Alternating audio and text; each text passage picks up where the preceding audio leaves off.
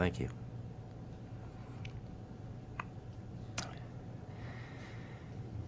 You spoke the other day about holding anger and emotions like that in a tender way. Could you speak a little bit more about that? Holding anger like a mother holding the baby,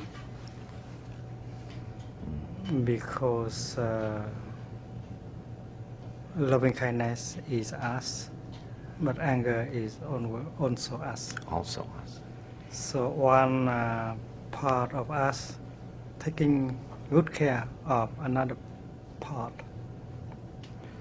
Anger is a kind of energy that comes from ourselves, and loving kindness or mindfulness is also another kind of energy. And that is why we should know that every time the energy of anger is there, we should invite the energy of mindfulness to be there in order to take care of anger. And the vehicle to do that could be just 3 breaths. Yeah, mindful breathing. Mindful and breathing. It's better that we nourish mindfulness by continuous breathing mindfully. If you are continuously breathing mindfully, then you wouldn't experience that other energy as solid, like anger. When you breathe mindfully, you are not ignoring anger. In fact, you are mindful also of your anger. You are practically taking care of your anger. Breathing in, I know I am angry. Breathing out, I am taking good care of my anger. Therefore, the practice is called mindfulness of anger. Mindfulness of breathing, and breathing in order to be aware of your anger and to embrace your anger with the energy of mindfulness. And if we continue like that for some time, there will be a transformation in the heart of the anger. It's like the sunshine with the flower. In the morning, the flowers are not open yet, but the sunshine continue to visit, to shine upon the flower.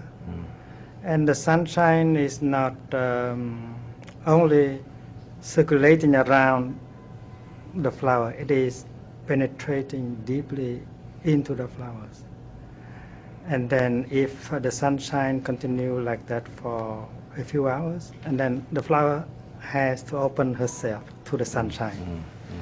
Our anger is a kind of flower that needs the care of the sunshine, namely mindfulness. Many people who are activists, whose heart hurts because of the pain of injustice or pain to the environment, often say to me that the attempt to be mindful of one's anger and hold it tenderly will dissipate the energy of the anger that they use for social action. Would you talk about that issue? The energy of anger may be a source of energy, but when you use anger as energy, there may be danger, because when you are angry, you are not lucid. You might say things, or you might do things that can be very destructive. That is why it's better to use other forms of energy, like the energy of compassion, the energy of understanding. But the energy of anger can be transformed into the energy of understanding and of compassion. We don't have to throw away anything. We need only to know how to transform one form of energy into another. There is such an overriding use of the energy of the intellect in this culture among political people or business people, and so little appreciation or respect, but appreciation for mindfulness, for the reflective mind.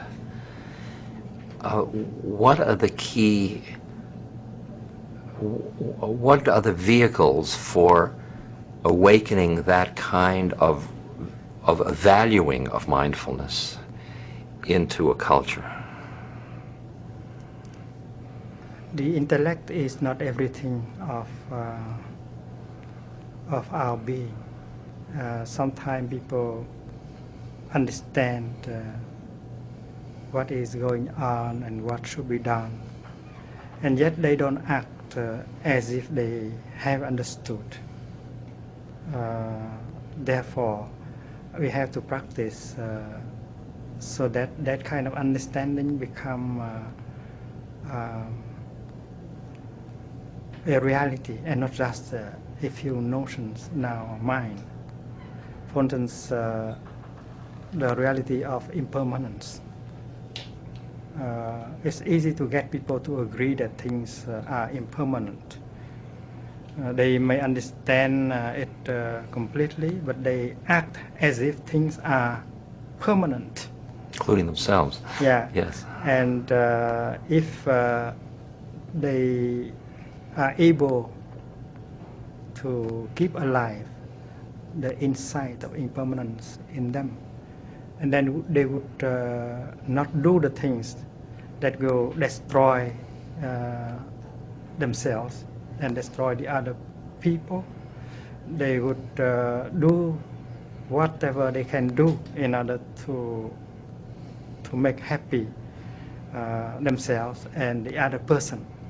Like many people cry and suffer when the person they love disappear or left them. Sure. But while they are still alive, they were still alive and live close to them, they did not treasure.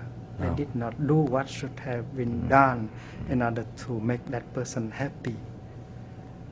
So the insight of impermanence should be nourished in our daily life, and that is why we do not need impermanence as a notion, but as a samadhi, a concentration. You live your daily life in such a way that the insight of impermanence is there always with you. That's partly because of being in the present moment.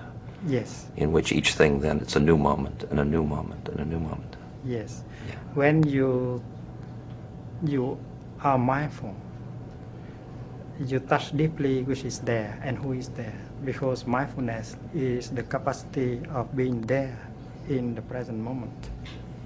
And once you are there, you live deeply that moment of your life, and then you can see deeply into the heart of the reality of what is there, including the nature of impermanence, the nature of interbeing, the nature of non-self.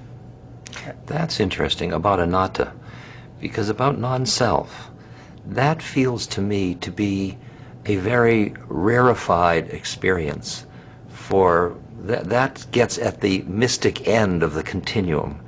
I mean, interbeing still allows for entities, for it doesn't require the surrender of separateness. And I'm wondering whether you gear the way in which you communicate. I mean, anicca is much easier to communicate than anatta, it seems to me.